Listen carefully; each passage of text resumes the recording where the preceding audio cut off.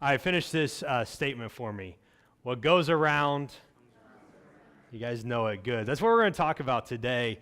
A lot of times when we use that word, or phrase, we use it in reference to revenge, right? Somebody's done something to us, and so we warn them. Remember, what goes around comes around, and we often use it as an excuse for us to get even with the other person. A lot of times it causes pain, it causes grief, and there's hardship that comes with using that phrase. I remember in 8th grade trying out for our junior high basketball team. The year before, I hadn't made the cut, but I was determined, and there wasn't as many people trying out in 8th grade as there was in 7th grade, so I had high hopes and expectations. And as the coach began to read off the names, he read them off alphabetically by last name. And do you know whose name he skipped? Mine. All right, and he skipped it, and he kept going, and my hopes were being dashed in that moment, when then all of a sudden, the last name that he read off was me. And I got super elated and super excited. And I remember walking out of the gym, and a couple of the guys who didn't make the team that year, but had made it the year before, were standing there. And I wanted to cheer them up. And so I said to them, better luck next time, guys. And it came off way worse than what I meant it to. All right, and they took it. I don't know if they took the words wrong or if they took my tone of voice wrong, but they said this to me: what goes around comes around, and he'll get his due someday. And I, again, they mistook what I meant to say. I was trying to encourage them to say, come back next year, let's try out again, but they took it as me harping on them.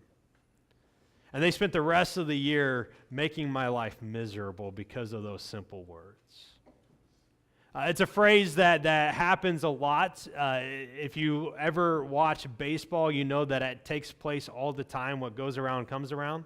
I'm umpiring at the Optimist Fields, and I remember a game a couple weeks ago where I'm in the field and I'm watching some things happen, and a runner takes off trying to steal second base, and the catcher throws it, but his throw was off enough that the shortstop came into the running path right as the runner was sliding, and he slid into the foot of the shortstop, and he ended up breaking some bones in his foot.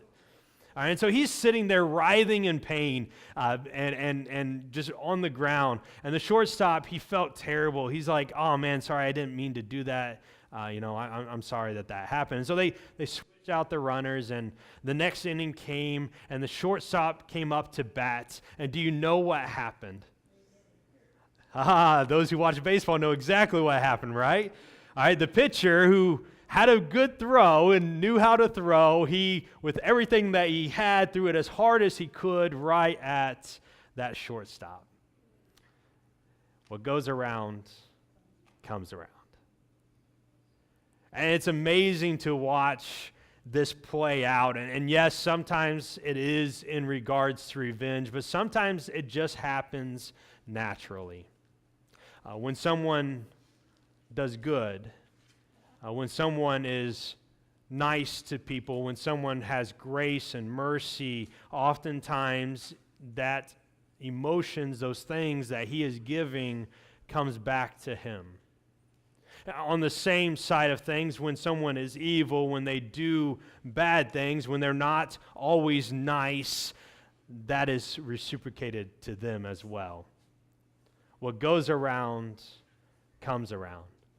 And in the life of Jacob that we've been studying, we're going to see this principle come into play in his life.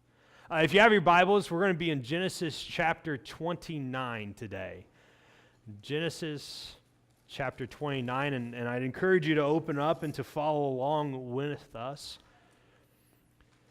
Genesis chapter 29. And up to this point, Jacob's life has been one of deception. He's been lying and cheating and stealing his way to the top. He's been worried about himself. This type of lifestyle has left pain in his life. It's left pain in the lives of those he interacts with. He's stolen his brother's inheritance. He's lied to his father to get the blessing of Abraham. And all these things are playing into what's happening. Last week, we talked a little bit about this God encounter that Jacob had. As he's traveling to his uncles, God comes and he talks to Jacob, and he encourages Jacob, and he blesses Jacob. And that event changes Jacob to a good extent. While Jacob's not necessarily fully committed to God at this point, he is willing to give God a chance. And so it changes him a little bit in that Jacob begins to trust people. And in this story, Jacob is going to trust somebody that probably wasn't trustworthy. And so what happens? What happens when that type of thing happens in our lives? And so that's what we're going to read about in Genesis chapter 29 today. We're going to start in verse 1. Here's what it says. Jacob continued on his journey and came to the land of the eastern peoples. And so we have to stop and remind ourselves, why is he on this journey? You know, he's on this journey because of the mess that he's made. Jacob is imperfect. All right? He is not someone that we should say, yes, that's how we live our lives. All right, and so he's there. His brother is wanting to kill him. His father doesn't trust him now. His mom wants to protect him. And so they've sent him away so that nothing bad happens to him. And so he's traveling along, and he's now into a different country, if you will. He's in a new culture.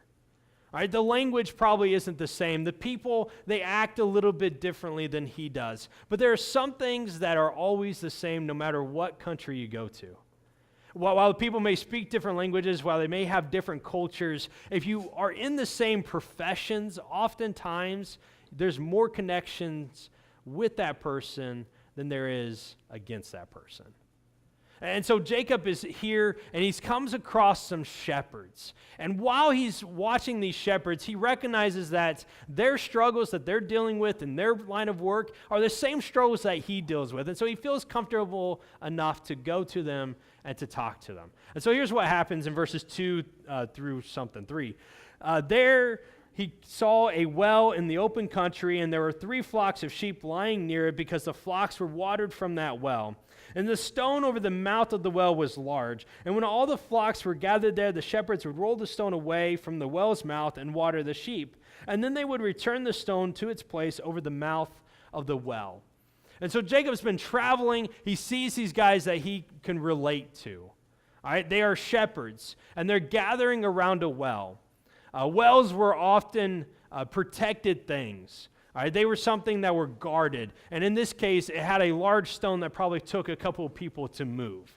All right, and they didn't just want anyone to have access to this water because it was theirs. And water was the source of life. It is the source of life.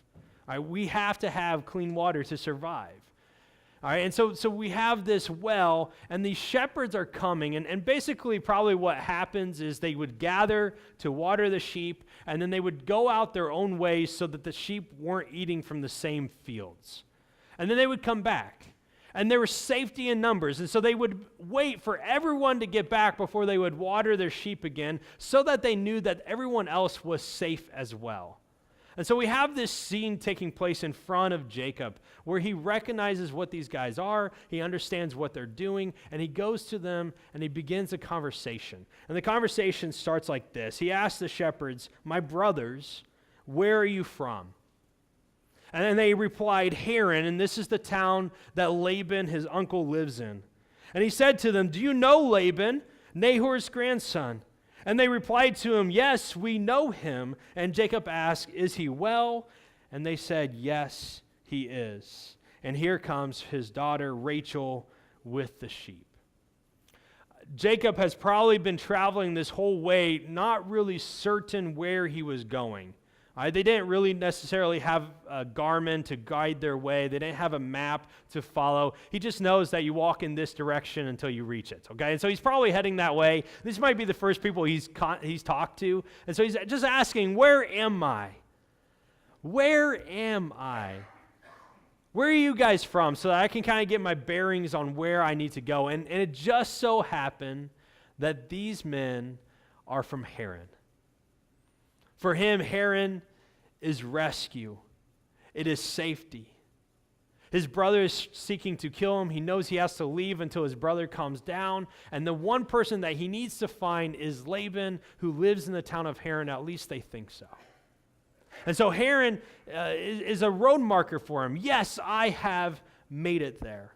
And so then he asks the two other most important questions that he needs to know. Do you know who Laban is? See, there was no guarantee that Laban still lived in Haran.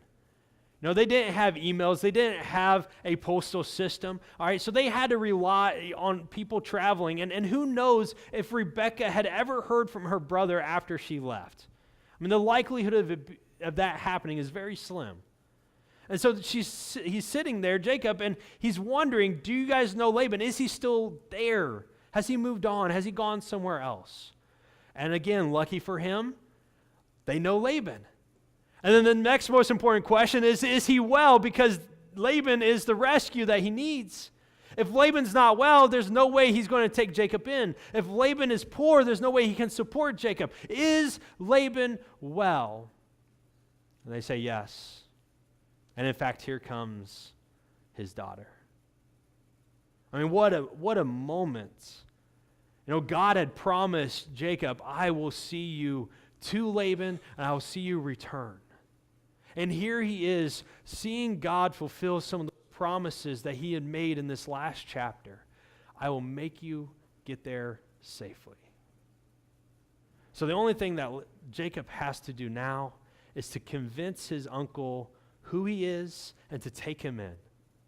And so Rachel comes in, and verses 9 through 14, we read these words.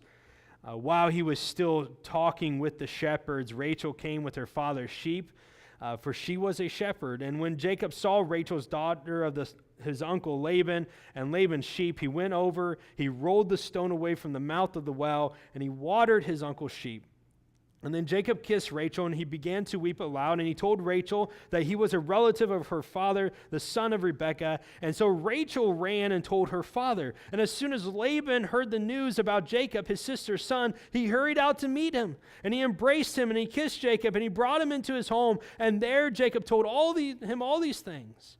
And then Laban said, "You are my own flesh and blood." And so we have this joyous moment where he finally reunites with his family that he's never have met. And he's kissing Rachel, probably on the cheeks, European style, and he's embracing her, and he's letting her know through the tears. You can just see the emotion through this all. This thing that has been bottled up inside, it's now gushing over. And Rachel runs to Laban, and Laban comes back out, and we have this moment where at the very end, Laban says, "You are my family." And Laban invites Jacob into his home, and he'll spend some time there. And I often wonder a little bit, what if a long-lost cousin came and showed up on our doorsteps? What would we do? I actually have a cousin that I don't know her name. All right, my uncle had her before he got married, and I think I met her like twice in my entire lives. And if she ever came to my front door and knocked on it and said, "Hey, I'm your cousin," you know what my first response would be? Sure. And then I would ask her, her story, and I wouldn't just invite her into my house to live with me and my wife and my family. All right, it would take some convincing that that's what needed to happen. All right, but here is Jacob, who probably has never even met Laban, and Laban's probably never even heard of Jacob. And here Jacob is saying, "I'm your long-lost cousin." And it just shows a little bit about the culture that they live in. And we understand it a little bit, right? I mean, there's some things that I would do for my brother that I probably wouldn't do for many people. And there's some things I'd probably do for Emily's family that I wouldn't do for many people. All right, so we understand this idea of family and what it meant. And it just goes so deep that Laban's willing to offer Jacob a seat at the table in their tent. And so all this is happening, and Jacob has the refuge, and he's looking to the future. Jacob's thinking, how long do I have to stay here before I can go home? I mean, that's how most of us would think, right? How long do I have to stay here? And Laban's thinking, how long can I keep Jacob here?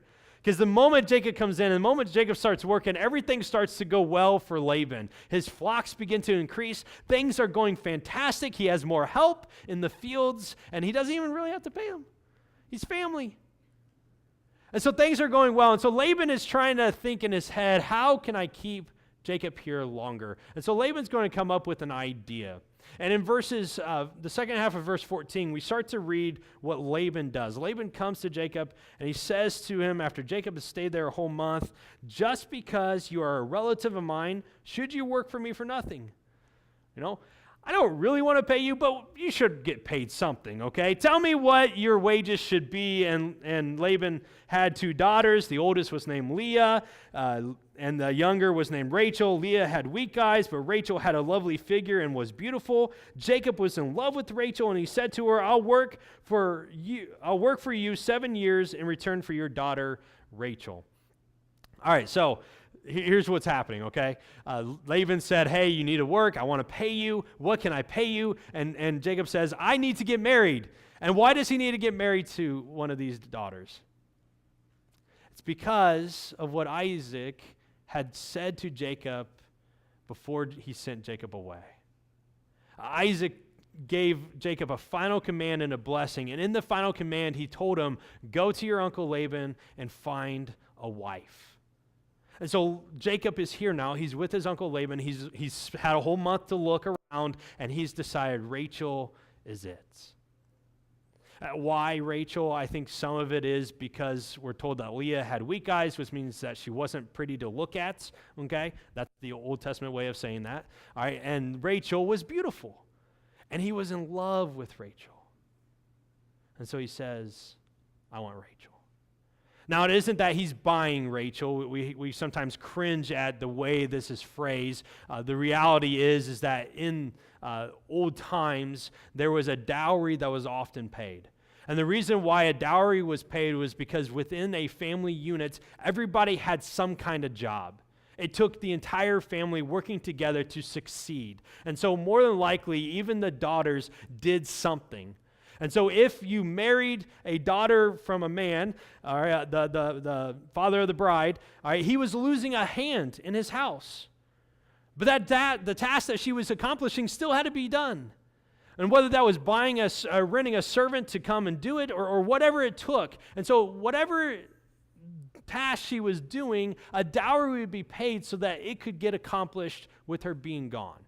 And so that's kind of what a dowry is. And this is what Jacob is saying. I will work 7 years as a dowry to pay for Rachel's hand in marriage.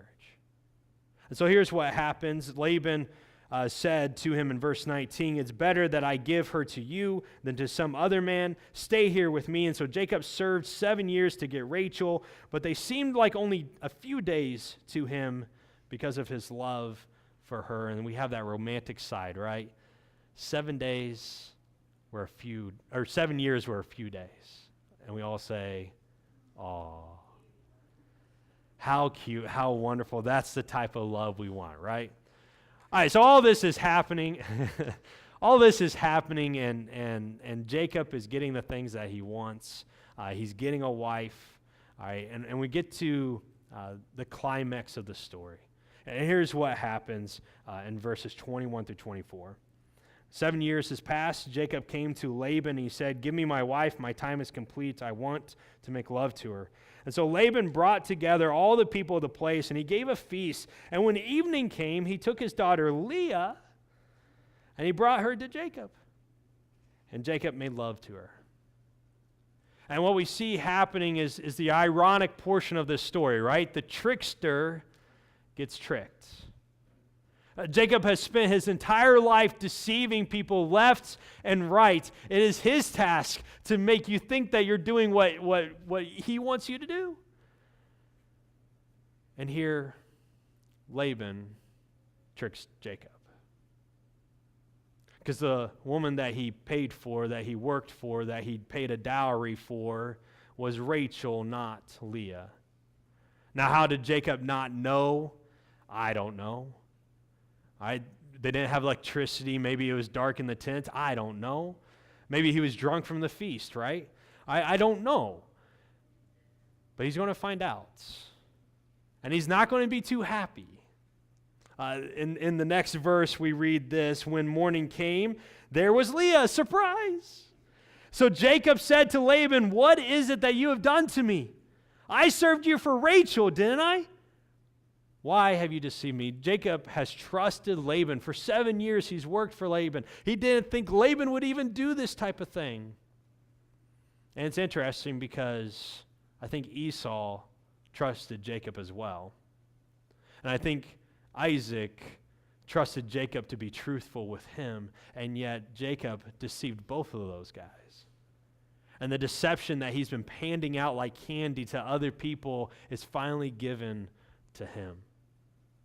Well, Laban says this. He says, it's not our custom to give the younger daughter in marriage before the older one. I couldn't give you Rachel until Leah was married, but no one wanted to marry Leah. And so finish the daughter's bridal week, and then we will give you the younger one also, in return for 7 more years of work. Now, make sure we understand this, right? Okay, the wedding banquet, the wedding day, it wasn't one day with the reception afterwards. It was a whole week. It was a big party, a big celebration. And Laban is saying to Jacob, don't make a fuss about it. This is Leah's special day, special week. Just make her happy. And when it's all over, you can have Rachel as well, if you work for me again. Now, if we ever went to a business and they gave us that type of deal, we'd probably not take it, right? I mean, just imagine with me for a moment that you walked into a car dealership and you saw your dream car there. All right, a 2018 Chevy Camaro Candy Red. All right, it's sitting there on the lot. You do have the money to pay for it. You've worked hard to earn that. And so you go to the car dealership and you say, I want this Camaro. And you go in, you make a deal, you pay the money, you have them deliver it to you because you don't want to ruin it on the streets. And you wake up the next morning and out in your yard is not a Chevy Camaro, but a 57 Ford Edsel and not restored. I mean, how angry would you be?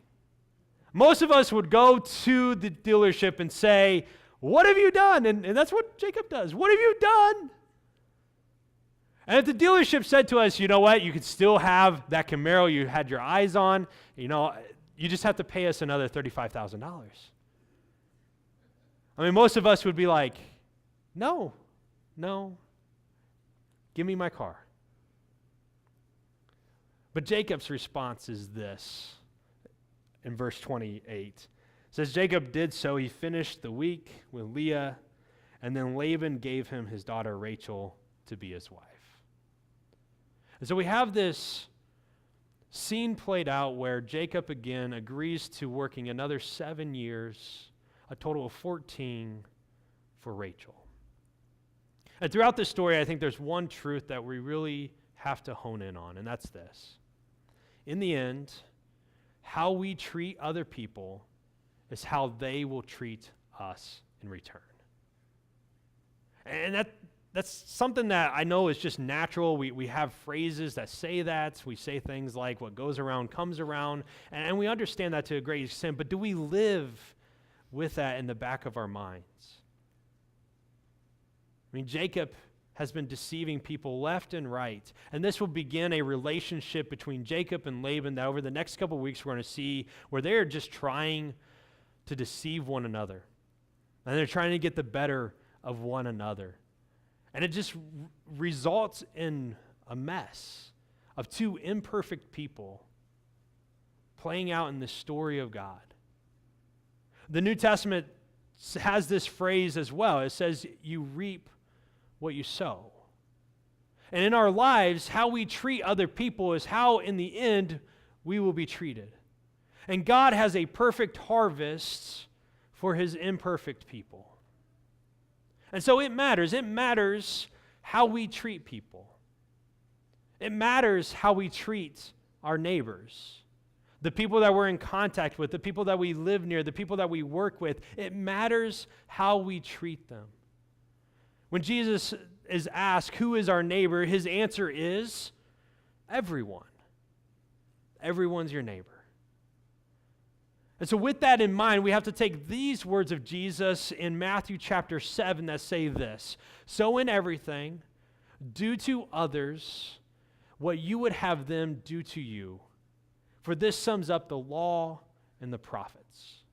And what Jesus is saying here is if you want to know what this says, it's basically this: do to others what you want them to do to you. Now, oftentimes when we're talking to our kids, we say this a lot in my household and we mess it up. All right, we say this: don't do that because you wouldn't want them doing it to you. All right, don't steal their food, don't play with their toys, don't do it because you don't want them doing it. But that's the negative. See, that's stopping us from doing something. But what Jesus says is proactive. You don't just not do something, you do something for them. And so we show love, and we show grace, and we show mercy to those that really don't deserve it. And it matters. It matters in our lives. It matters how we treat our neighbors. Are we being proactive in the way that we care for other people? Because if we do that, eventually there will be a good harvest for us. And it matters how we treat our fellow Christian. In the church, sometimes it can be one of the nastiest places where we kind of are like piranhas, and someone will get a wound, and then the church members will just eat that person until they're dead. And it's bad. It's a terrible thing to have happen. And it matters how we treat our fellow Christians. Jesus says it this way in John chapter 13. He says, "By this everyone will know that you are my disciples, if you love one another." And what Jesus is talking about in here is not how we love the world, but how we love those who are in this room right now. Do we love them? Or are we stabbing them in the back? Do we love them? Or are we gossiping about what's happening in their lives? Do we love them? Because Jesus says if we don't love them, then we're not Christians. And we're not followers of Him. And so it matters how we treat our fellow Christians. It matters how we treat our neighbors. It matters how we treat our enemies, those who are against us, those who are persecuting us, those who are actively seeking our harm. How we treat them matters. Romans says this in chapter 12. It says, "On the contrary, if your enemy is hungry, you feed them." We don't get to say what goes around comes around and then give them back what they've just given us. If they're hungry, we get to feed them. Yay. If they're thirsty, give them something to drink. It says, "In doing this, you will heap burning coals on their heads. Do not be overcome by evil." Essentially, don't give evil out, but overcome evil with good. It matters how we live our lives. There is a perfect harvest for us imperfect creatures. And what goes around will eventually come around. And sometimes we forget about what we've done in our past, right? I'm sure that Jacob has forgotten about what has happened back home. It's been 7 years. How many of you remember what you ate last week? 7 years is a really long time. For many of us, we thought 4 years of high school was a really long time. 7 years is a really long time. And yes, Jacob probably has in the way back of his memory the pain that he has caused, but in the forefront right here, right now, he's just thinking about Rachel. And he's thinking about what's going to happen in their lives. And he's thinking about the future. He's not at all thinking about this harvest that's coming for him, about what he has sown in his past being reaped in his present. And we have to be aware of it. That what we sow in our lives and how we treat people and how we interact with our neighbors and with Christians and with our enemies will eventually come to our presence. And how we have treated them in the past is how we will be treated in the now. So let's make a choice not to be like Jacob, not to sow deceit, not to sow evil or pain. Let us choose to sow love and mercy and grace so that that is the harvest we receive in the future. Let me pray with you. Heavenly Father, we're grateful that in this story, Jacob did get what he ultimately deserved. And it's a testament for us to know that what we do matters. How we live now matters to our future. Help us, Father, to not show evil, but to show kindness and love and goodness. When those choice of that, doing that is hard, help us to have the strength to follow your commands that you have given us. I ask this in your name. Amen.